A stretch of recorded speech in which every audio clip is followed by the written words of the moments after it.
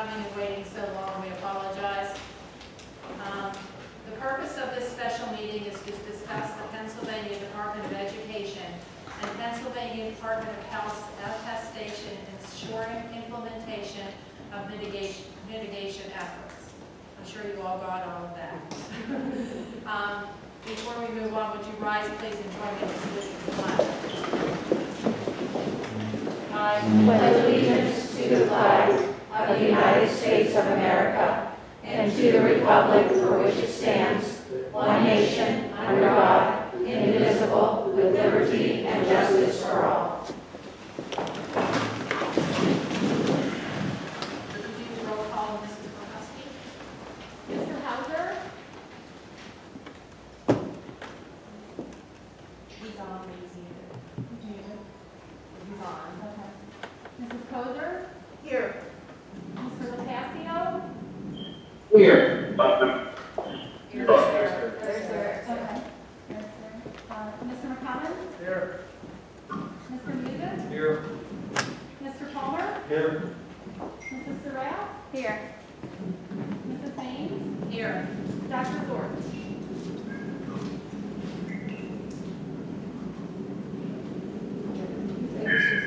Dr. Zorch? Here. It is my duty to inform everyone that at 5 p.m. this evening, we had an executive session discussing personnel and legal issues. I will then turn this over to the superintendent, Dr. Tepper, for her report. Yes, thank you. As stated, we are here to discuss the Pennsylvania Department of Education, Department of Health attestation, ensuring that we implement mitigation efforts. If we continue instruction in a brick and mortar setting during the time that our county is at a substantial transmission rate for COVID for 2 consecutive weeks. And I'm going to turn it over to Mr. Maples. Thank you, Dr. Tepper. You gotta hit the ball on it.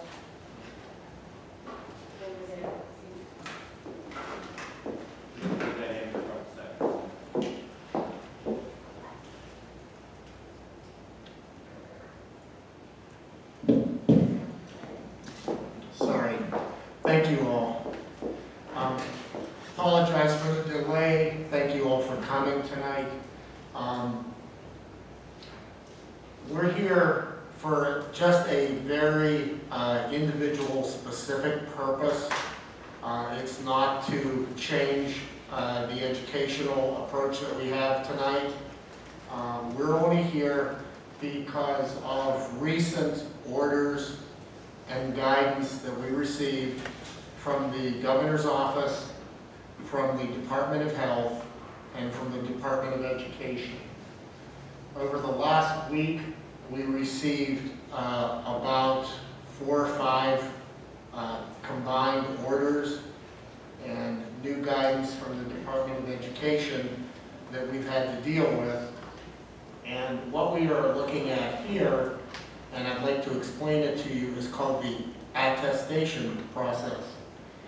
This is another new process for us that has come from Department of Health and the Department of Education.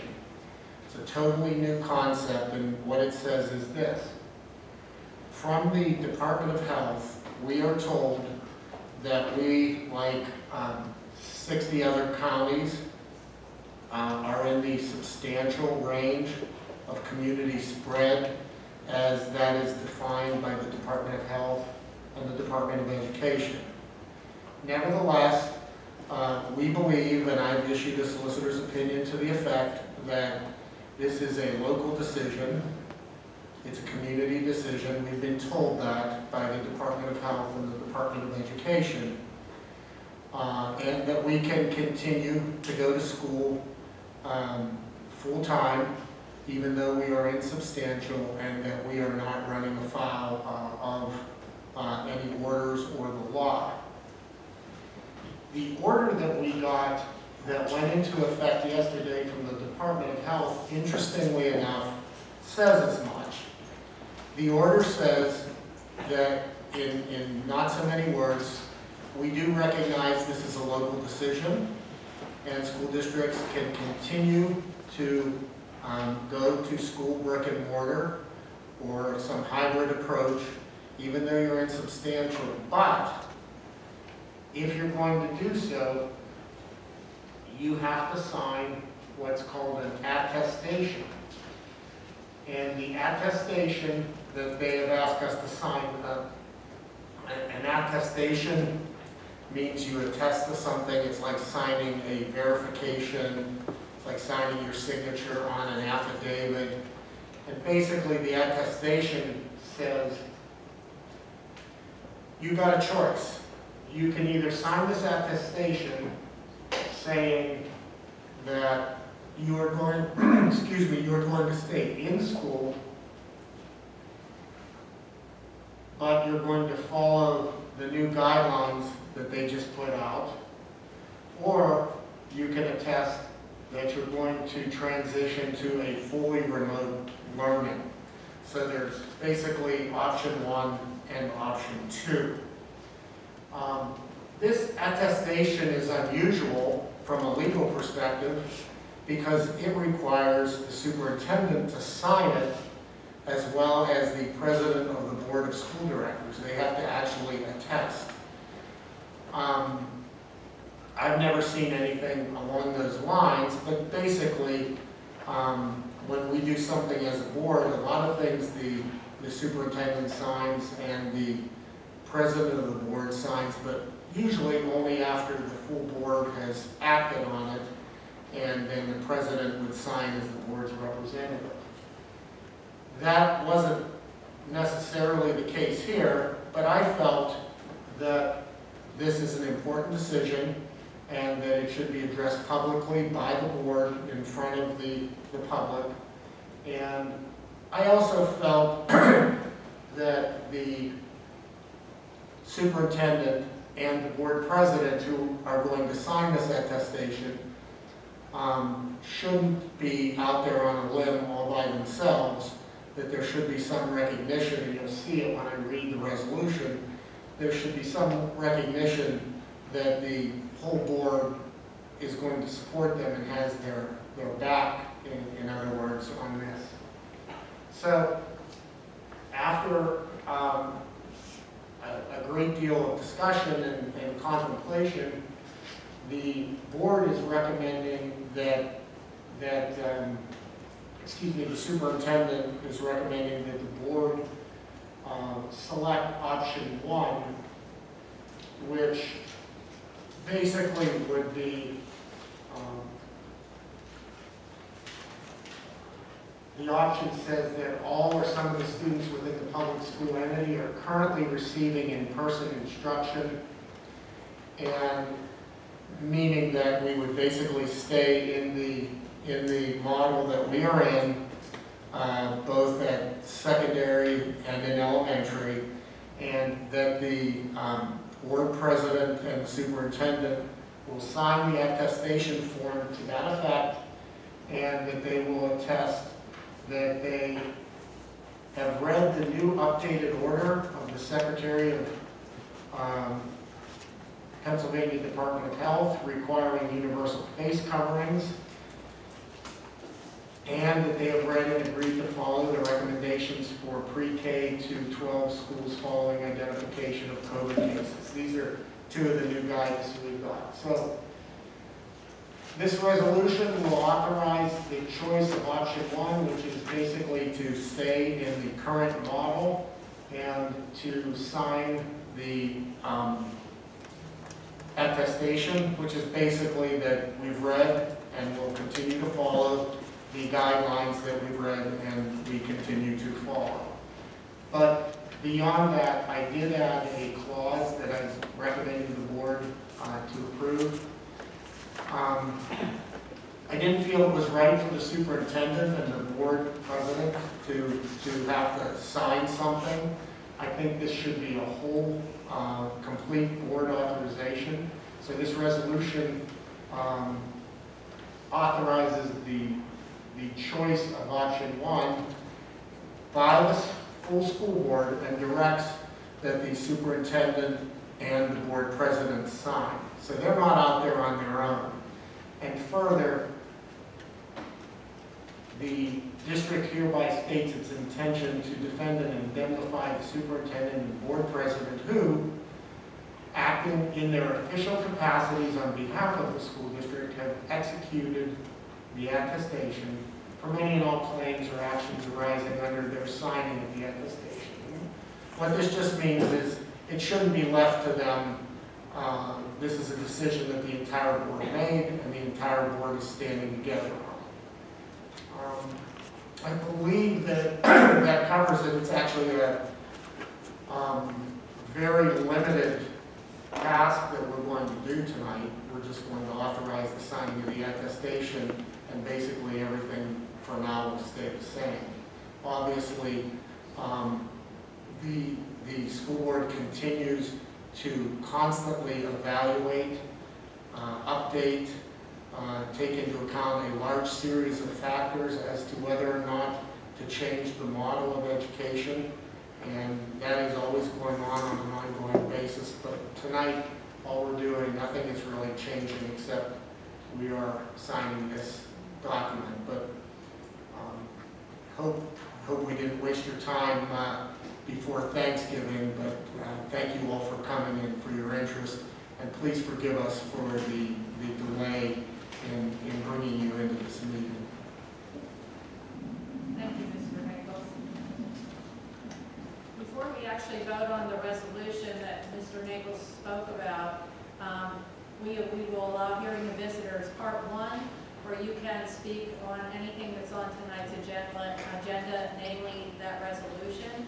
So if you have anything to say, please approach the podium, state your name and address, and try to limit your comments to around 5 minutes. Right, just a point of order. Yeah. Are we going to have an open discussion before the move, or at, how's that going to work between the board For members? the board discussion, Yes, ma'am. usually we make the resolution and then we have the discussion and then. Okay, thank you. Okay. Yes, ma'am. Doing visitors? Okay.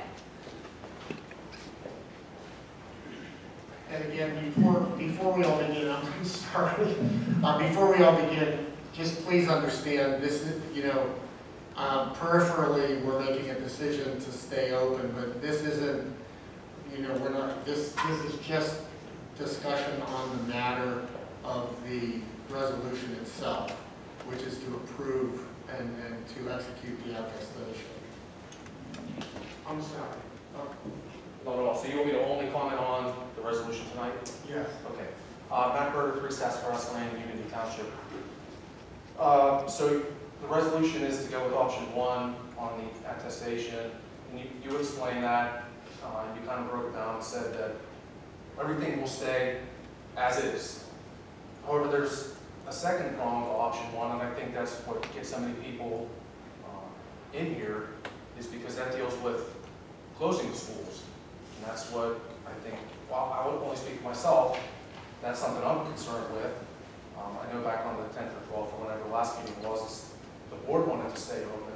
So I suppose my question is, if you do select option 1, are you also, tonight, by voting that way, agreeing to close because the state tells you to?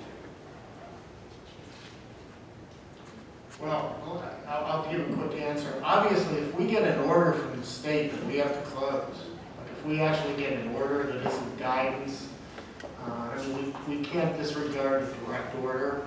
But there's nothing here that is requiring us to close. In fact, to the contrary, in a kind of a roundabout way, the state is acknowledging that we can stay open while we're in substantial, as long as we follow their guidelines, which we were following anyway.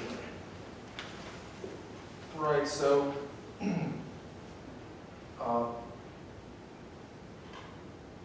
what I'm looking at, which is page 2, the block that has this block for the signature of the president or chair, and Yes. up where it says 2, we have read and agreed to the recommendations. Well, those recommendations are what contain the, we're going to close if we're substantial, and our building is this size. No. These That's are, incorrect? well, no, you're right. there's new guidance on the numbers of students who can be sick for a school to have to close. There is new guidance on that. Sorry, sir, did you say new or no? New. New. Yeah, so we would have to follow that guidance. There is nuance within that guidance that gives us a little bit more leeway. The actual part that you can know sooner? Yeah, we're doing our own contact tracing and test. That delay, like a 3 to 5 day or 3 to 7 day closure, is technically based on schools that are using the Department of Health to do their contact tracing. And Ms. Galovish is doing our contact tracing almost immediately, so we're able to not have to wait a day or two for the Department of Health, and we're doing the cleaning right away. So yeah, we do have some leeway in there, but that is the guidance. You're right. Do you see the leeway, the eventuality where that leeway would be, yeah, you're saying we have to close for 3 days, we'll close this afternoon after the students leave, we'll do our cleaning like we always do because we're responsible people, and we'll do our contact tracing this afternoon and this evening, and we'll go ahead and reopen for business tomorrow morning. Is that the kind of Well, you know, I know it's a theoretical one. yeah, Because I think there's actually an old legal expression for trying to answer a question like that, and I'll translate it from the Latin. It just says we're just going to have to cross that bridge when we come to it. Well, so long as that's a consideration, that's all. Yeah. At this point. Sure. All right. Well, if you only want me to talk about the resolution, that's all I have. I appreciate your time. Certainly. We could hear some of the spirited discussion. That it was spirited. Thank you. We have to do something about the walls. No, thank you for that. It's important.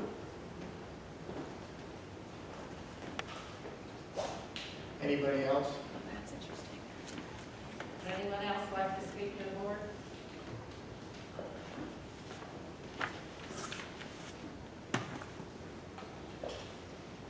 Seeing no one, I will move for adoption of resolution number 117.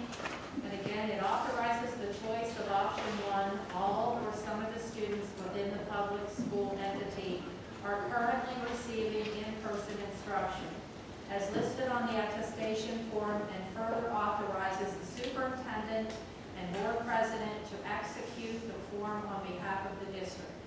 Further, the district hereby states its intention to defend and indemnify both the superintendent and board president who, acting in their official capacities on behalf of the school district, have executed this attestation from any and all claims and actions arising from their signing of the attestation. So moved on resolution 117. Do I hear a second? Second. Thank you. It's been moved and seconded. We approve resolution number 117, and now we'll open it up for board discussion, questions, etc. So the only issue I have that I think I need to share is that if we sign this tonight, which some of us believe that it should be signed, because it's attesting to the fact that we were following the guidelines that were issued in July, we're following the guidelines that were issued in August. It refers back to that in the hyperlinks. So what they're asking us to do is, like you said, you know, they just want to be sure, for whatever reason, in the 69 counties in the state, that some bullshit stuff is going on in Elk County, they want to make sure, or Philadelphia, that it's not happening here. That's what I get. The downside is, if some of us that don't want to vote for this, they hold a gun to our heads, put the kids all back at home, fully remote, and eliminate the extracurriculars. So that's what we're asking. We're being sort of blackmailed, extorted, however you want to do it. Because the way it's designed, written, just as you said, we have to sign it, we have to protect our folks, protect ourselves, the president and the superintendent. And that's really what's happening to us. The way that's my personal view of what they're asking us to sign. Well, I agree that we were certainly put under the gun. The order was effective yesterday, and we had until Monday. So we had Tuesday and Wednesday on the Thanksgiving holiday week. But that being said, let's look at the glass half full. this new order is basically an admission that as long as we follow their guidelines, we can continue to stay open during substantial. And that hadn't really been established from a legal perspective. I had given an opinion on it, and I felt I could support it, but now it's in the order. So I didn't like this process, and that's why I put the language in to protect our officers. But that being said, at least there's some recognition that we can keep working in substantial under certain conditions. But the conditions are what was stated in July and was stated in August, and we're attesting to those two conditions, or those July and the supplement in August, correct? And then the supplement that they're referred to in here. For November 16th. That's correct. Just when everybody, And folks- I think folks should know this is always a fluid situation, and things could change, and every time we think we have this tiger by the tail, we get some new guidance. And I'm not necessarily faulting the state. Gotta be hard to be in their shoes too. But we're working it. We're working it. thank you, Ned. Thank you, Georgia. Thank you. Any other questions for discussion? I would like to ask some questions, make some statements. So as I said to Mr. Nagels, this order is to ensure that we are in compliance with the mitigation requirements that are required by the state. As I see it, there are three main ones: mask wearing, social distancing in our classrooms, and sanitizing our buildings. I have taken the time to go through, to speak to various members of our staff, and ask them these issues. So my concern is, are we truly able to social distance in all our buildings? Especially the junior high school. That really frightens me. I asked for a tour for the board. But nothing's happened with that. And I didn't want to bug you about that, but I believe that before we can make a decision on whether we're complying with this mandate or this requirement from the state, we need to physically see these rooms. And not that I don't trust you and I don't believe you, but I do think that it's best practices for our board to see physically what's happening within our buildings. And none of us have walked into a classroom since the pandemic started, I don't believe. And certainly since we came back in September. I know that we're not achieving the 6 feet in the junior high. Okay, and as I said, since the beginning when we opened our schools, we are socially distanced to the fullest extent possible of 6 feet. There are classrooms at the junior high that are not 6 feet, nor did I ever say they were 6 feet. We moved large classrooms to large group instruction areas. We socially distanced, again, to the fullest extent possible. The World Health Organization states that 3 to 6 feet is their recommendation for socially distanced, and I can assure you we are over 3 feet with most of our areas, and I'm looking for Mr. Shivitz, being closer to 4.5, 5 feet, if not 6 feet.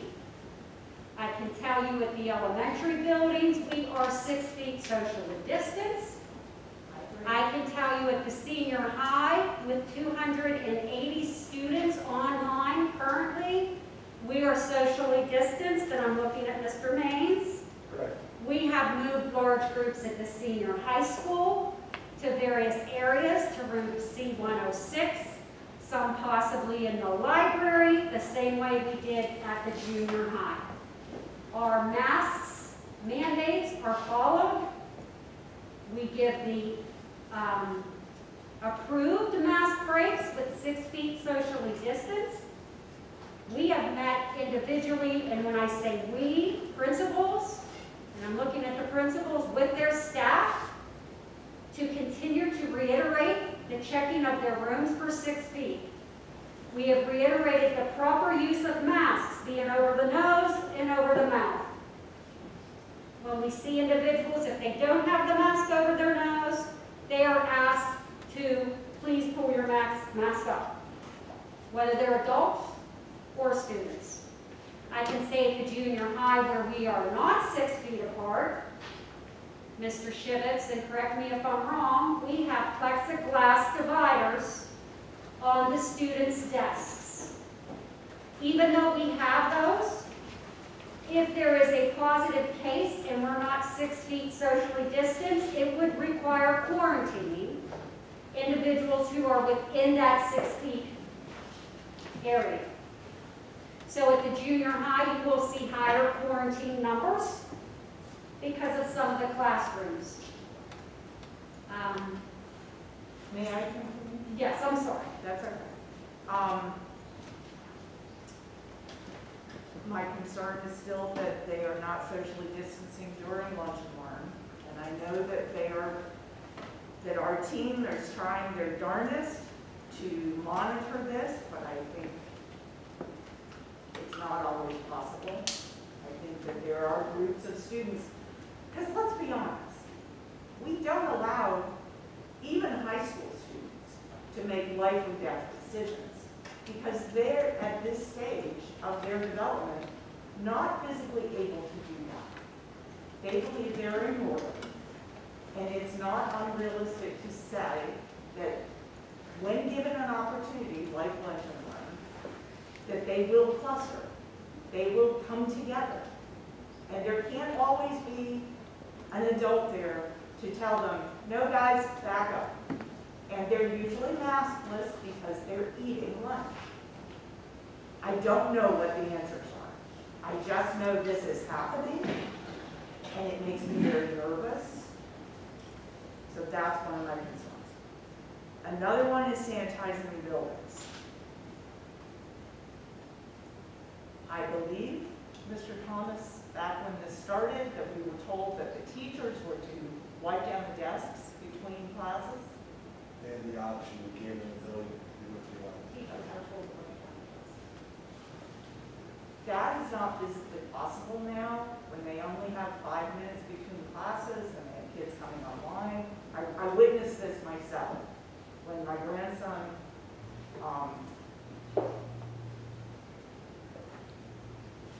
they have other students coming in for the next Google Meet just as one finishes. I just, at the elementary, they don't change classes. I know, that was the wrong one. That's why I stopped.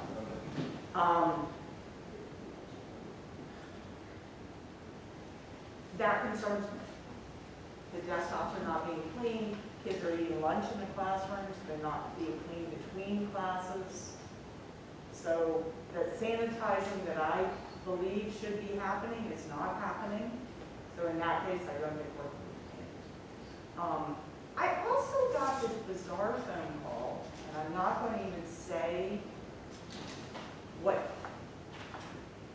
job this person had, but he was questioning a friend of mine about Whitfield demanding that all of our athletes be wearing masks. This is a Mark question. He said we were the only, there was one other school in the county that was not enforcing that. It was us and another school district that I will not name. Now, we do enforce it, but we're not enforcing it in live competition. Because it's the opinion of our committee, our solicitor, our doctor, our team doctor, and actually the World Health Organization. I actually have an article from them with a headline that says, you should not ever wear a mask while exercising. Because it impedes the oxygen you're trying to get in. The bigger concern in athletics is, and I'll use wrestling as an example. If somebody is in such a position where I don't know how you ever wear a mask in a match. I do have video, we did try it for 2 hours one night. And you are put in such a position where you would black out, say, you could actually physically, by not being able to resist something, hurt. There's a lot of concern on this. Dr. Mills believes. Now, do we wear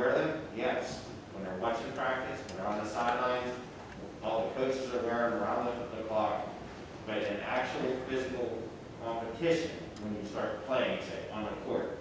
No, because you can't get the oxygen intake you need.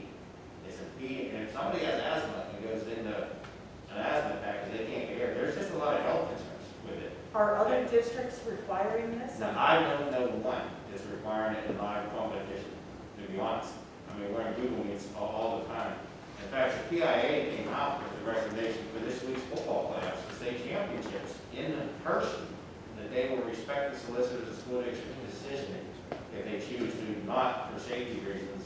There is an exception clause number 3. It's exception 3, where you're worried about the intake of oxygen. That's my biggest concern. I don't know how a swimmer would ever be able to swim. Swimming's different. No, but they list it. But it's in there. It was one of the 4 sports. They said you should wear a mask. Like, it's actually in the thing. See what you're saying? Like, now, how's that possible? That's what I'm saying. So we're trying to find this line between safety and the practices, the kids wearing them while they're lunching, and the coaches are talking.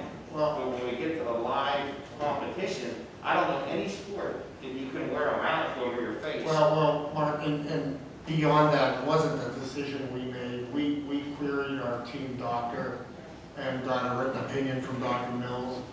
The opinion is that athletes have to wear their masks at all times except, in the competition.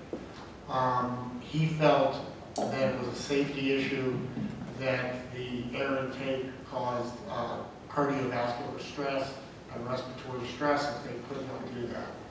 There is a safety exception in the guidelines, and so it wasn't a decision that we made. We went to the doctor and asked. Okay, well, those are the reasons that I will be voting against this, because I still don't believe we're doing the best. And I just want to add, I'm sorry. No, you're fine, go ahead. I just want to add, I believe as we were all leaving to come to this meeting this evening, we all got an alert saying that we should all be staying home. I thought it was pretty prescient that we are now at a positivity rate higher than we were in the spring when we shut down, completely shut down. And we're still considering being open after our students are going off into the 4 winds traveling for the holidays. And we're still saying it's okay, kids, y'all come back on Tuesday, we're gonna be great. I think that's crazy. Dr. Jenkins told us today that the hospitals are a mess. We should be doing everything we can to keep our healthcare facilities from being overwhelmed. They're right on that's what the alert was. They're overwhelmed now. And now we're going to go out into the holiday weekend where people are not taking the governor's advice and staying home and staying distance. They're going to be more likely to contract this disease. And then we're all going to bring them back on Tuesday. They're going to be exposed to who knows who or what. I just think it's a really bad decision. So that's my voting no. Thank you. I will respond. I will meet with Mr. Maines about your concerns with lunch and learn to see what alternatives we could do.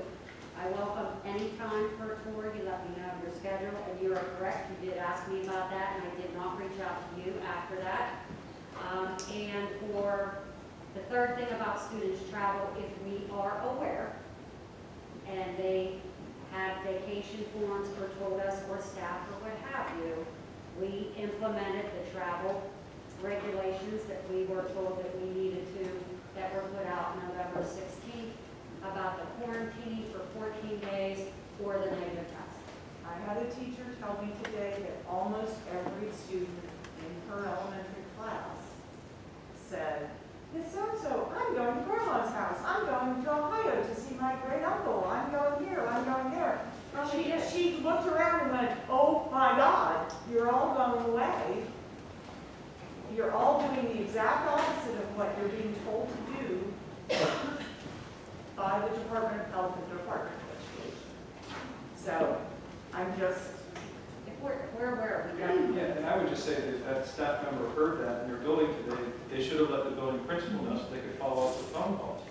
Instead of calling you, call the building principal so that we can call. Well, I think she may have. I don't know that she did. I don't know that she did either. That's all, thank you. Any other discussion on Madam the President, can I motion? speak to the sanitation piece? Sorry. You mentioned compliance, and the guidelines state that we clean and disinfect on a daily period, which we do. You mentioned in between, and also not in the presence of children. So we do that every evening, we do clean and disinfect. Your comment as far as in between lunches or in between classes, that's why we give the teachers both the neutral cleaner to do on their own if they have an instance where they need to clean But a there space. still is, there are, I don't know the legends, that there is debris on the table that's there for 3 days and not included. Those kind of things, is what leads me to say we're not in compliance, I'm not doing a gotcha, that's not my goal here. But my goal is that we have a clean environment for our students, and that concerns me, that that's not happening at all. In the way that you believe it is happening on the ground. That's all I'm saying. Thank you. Any other questions or Dr. discussion? George. Oh, sorry.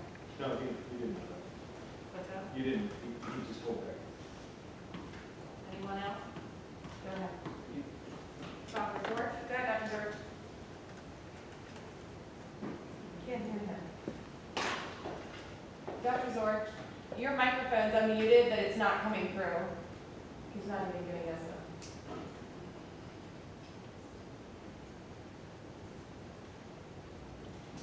All right, he left the meeting, he's gonna come back in.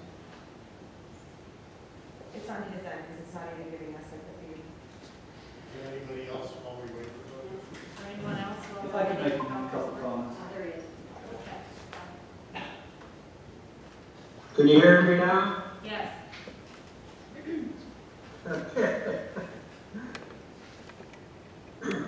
You know, we've discussed this and voted on this, and we've decided what our mitigation efforts are going to be. Nothing is perfect, obviously. We're doing the best we can.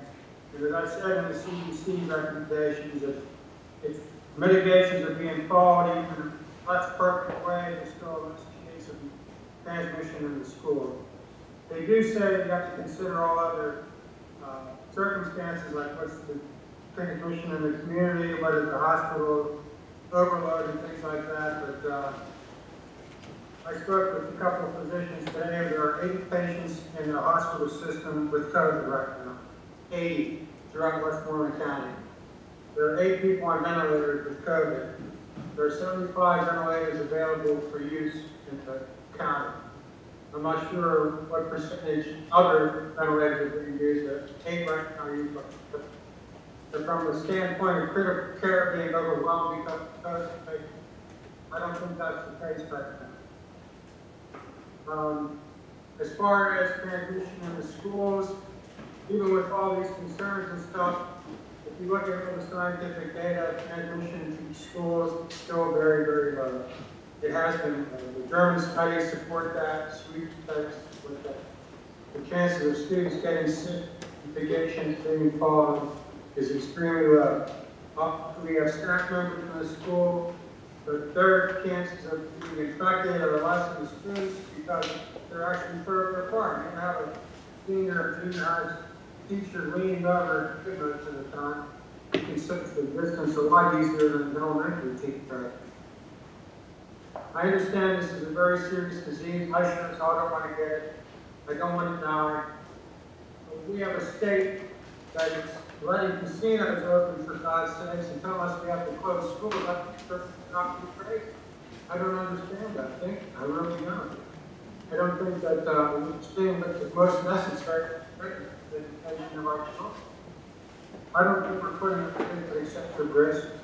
Certainly the adults in the school might be at increased risk over the students, but we've discussed this, we've gone over this.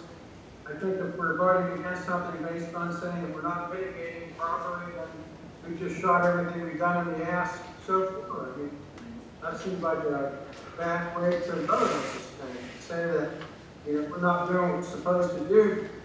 We've been discussing it for how many months now? I don't know. The I don't like that approach to it. The attestation thing is a bunch of bullshit, if you ask me, but if we have to jump through a bullshit ring to get what we need to keep our kids in school, to leave it up to our local determination of whether or not we think the kids should still be in school, we're certainly going to make that decision. If we have a bunch of kids getting sick and a bunch of staff members getting sick because kids are getting sick, we're going to have to shut it down. But that's not what happened. We haven't had that yet. So I think for us to say that we've got to shut it down and not sign this paper at one time is kind of not good. It's not good for our students. We got this kids need to be in school. Kids need to learn in school. And that's what we need to do. That's all I have to say about that. Thank you, Dr. Zorch. Any other questions or discussion? I just have a couple of comments. First of all, I want to thank the admin team for everything they've done to keep our kids in school. I do have a kid in the school district, and by damn, I would not let that child come to the school district if it wasn't safe. So I'm voting yes tonight because I think we're 100% safe, and I thank you for everything you've done. Thank you. Anyone else? Last call. Mrs. Prohosky, may we have a roll call vote, please?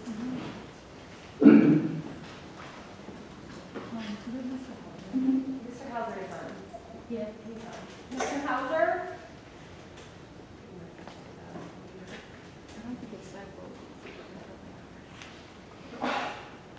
He's still muted.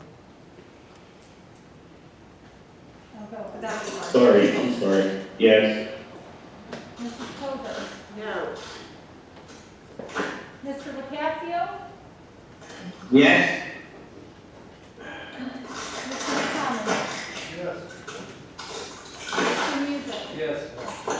Mr. Palmer? Yes. Mrs. Surratt? Yes. Mrs. Mays? Yes. Dr. Zorch? Yes. That resolution passes. Thank you. It's now time for hearing the visitors part 2. If anyone in the audience wishes to address the board about any issues, they don't have to be on tonight's agenda. Again, please come to the microphone, state your name and address, and try to keep your comments to around 5 minutes.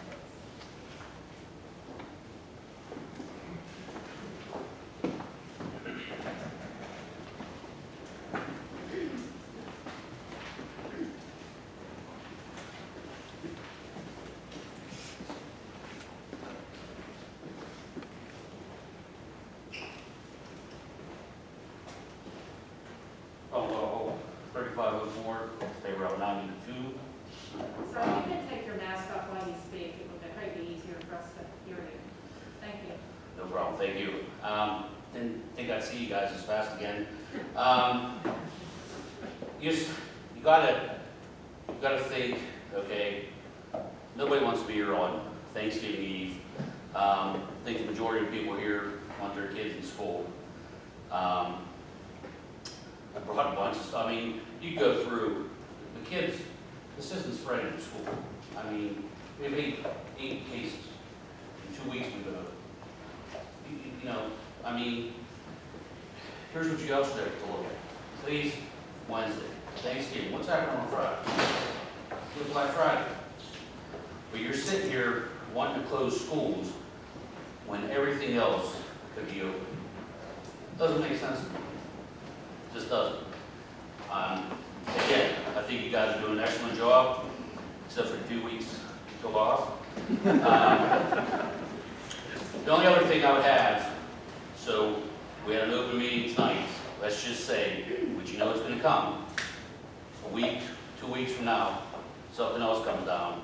Are we going to have an open meeting to where we see the votes, or are we going to get a text at 9 o'clock at night saying we're closing? We certainly try to do the open meetings as much as possible, and we want to hear your opinion. So I would say likely that it would be an open meeting. I agree. I mean, it's nice. I mean, you know, I know people don't want to get up here. Listen, Mike has to hear from me all the time. Mr. Maines, I bug them guys. But like I told people, you guys want to hear from the community, if it's good or bad, whatever. So I mean, people just need to get out, talk to you guys, but please, I mean, like Dr. George says, until it starts getting into schools and spreading there, please keep it open. So I appreciate it. Thanks for having us tonight, and happy Thanksgiving. Thank you.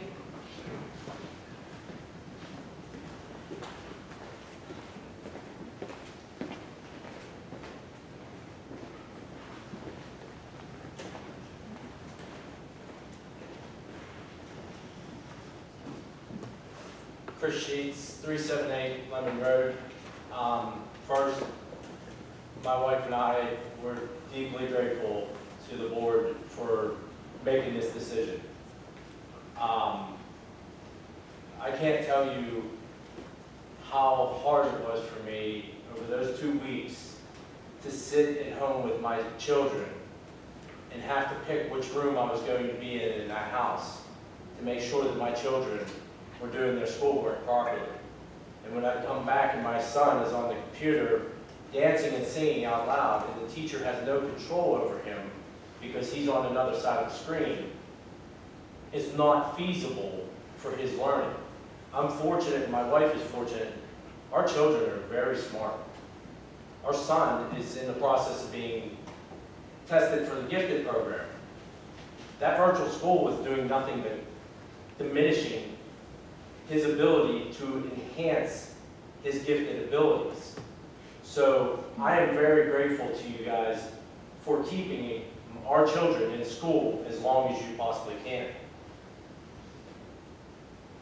I understand, and I think a lot of people here understand, that our current governor and Secretary of Health is trying to back the school into a position to make the decision they're not willing to make themselves, because they want you to look like the bad guys, not them.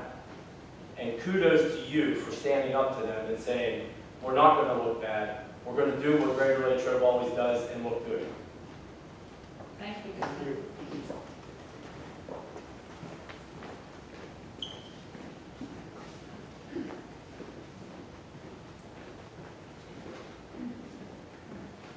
Same name, same address before. I would just like to urge you, any further orders coming down, because we know they're coming. I hope that they're being looked at with a fine-tooth comb to see if they actually have the authority to do what they're trying to do. That's why we pay our lawyers. They're looking out. I know. We don't want to see our bills since COVID. Sorry, taxpayers. We're better off paying for it and actually getting a quality education than paying what we're paying anyways and sitting in a screen and not really getting what we should be. And there's a reason that there's verbiage in this most recent one, and I've seen it in some of the other ones, and it says particularly the department, DOH, has the authority to take any disease control measure appropriate, is what it says. Any disease control measure is what they're saying. Since when does the government do anything they want? That's not the way government works. They don't just do anything they want. And then it says to protect the public from the spread of disease and to control it in public and private schools. They're not going after private schools today, are they? They are? No, They're not. they are not. They're only coming here. Why are they only coming here? And they don't have this responsibility only in the schools. They have the same responsibility at the casino and at Walmart and at any bar or restaurant around. Why are they always coming after our kids? Are they low-hanging fruit? Well, my kid's future is not low-hanging fruit for these politicians. And then they list all their sections in the various codes that gives them the authority to do what they're doing. Sir, I know you've read them. The prenatal care for syphilis? Why are they talking about that? It has nothing to do with it.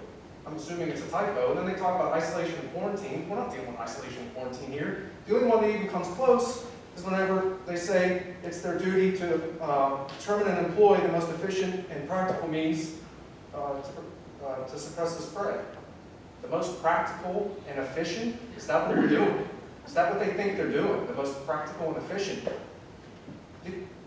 the kids are barely affected by this virus. Why are you coming after the kids? It's not practical at all. So, I bring those points up, again, just to say, please look at these things whenever they come down. If their mentality is we can do whatever we want, well, they're going to keep trying to do it until somebody calls them on it.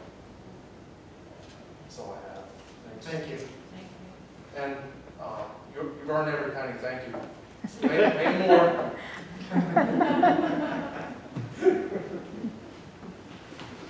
Would anyone else like to speak?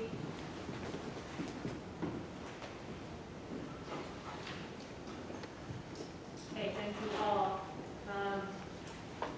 There are board meeting dates for reminders on the agenda, and all meetings are held here in the Center for Student Creativity or the Stephen High. The reorganization meeting will be held next Tuesday, December the 1st, 2020 at 7 p.m., followed by the committee of the whole meeting at 7:30 p.m. The regular board meeting for December will be held on Tuesday, December 15th at 7:30 p.m. And that's all, and I'll entertain a motion for adjournment. So moved. Second. So moved and seconded, we adjourn, thank you for, and we are adjourned.